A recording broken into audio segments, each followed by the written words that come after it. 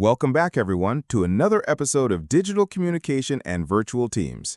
I'm Yogesh, and today we're diving into one of the most essential yet often overlooked aspects of digital collaboration, trust.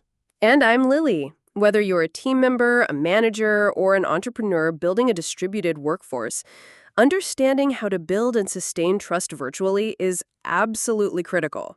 You know, Lily, in physical spaces, trust is often built organically, through casual hallway chats, body language, shared lunches.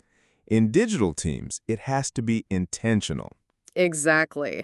Virtual trust doesn't just appear. It's a series of consistent behaviors, communication habits, and emotional signals we send through screens and platforms. Part 1. What is trust in a virtual context? Let's define it first. In a virtual team, trust means having confidence that your colleagues are competent, reliable, honest, and working toward the team's shared goals, even if you never meet them in person.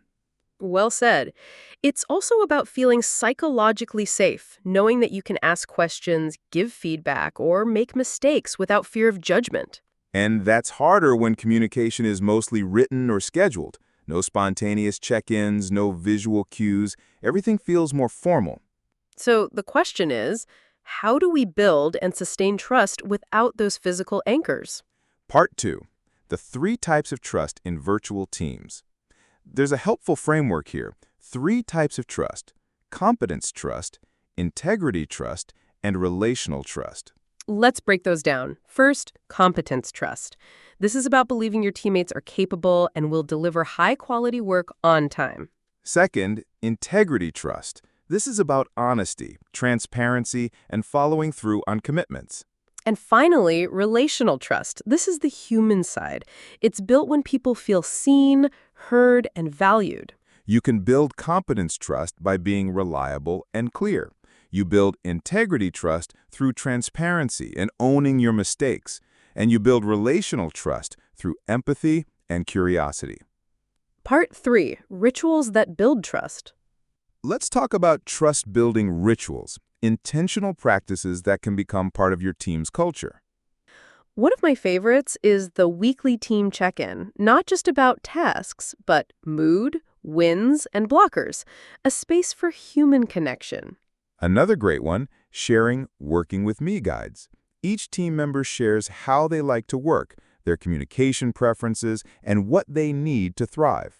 That's powerful. It reduces friction and builds empathy. People understand each other's rhythms and boundaries better.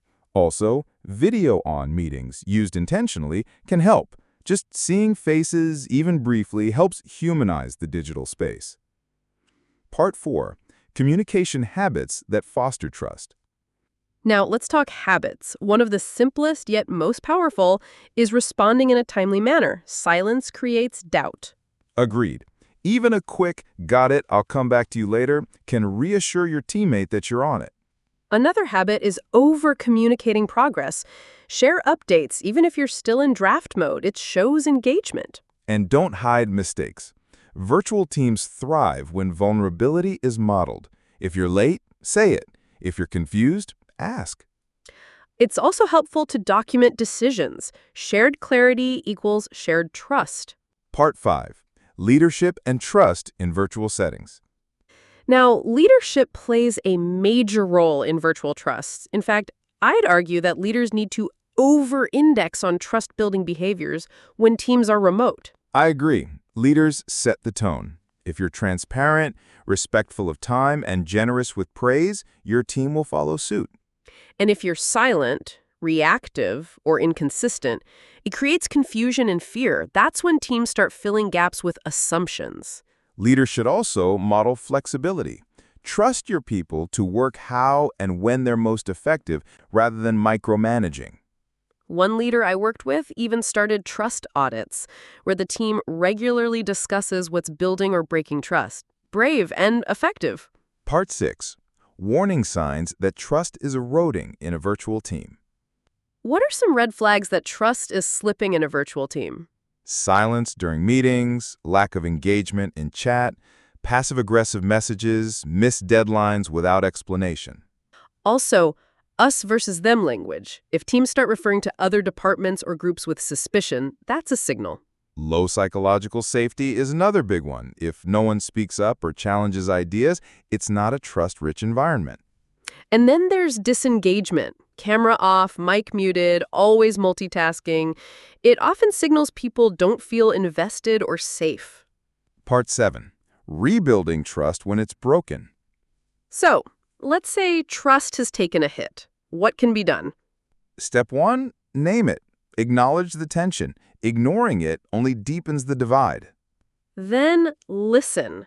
Have one-on-ones. Create a safe space for team members to share concerns. Next, take visible actions to address issues, whether it's clarifying roles, fixing communication gaps, or addressing interpersonal conflict.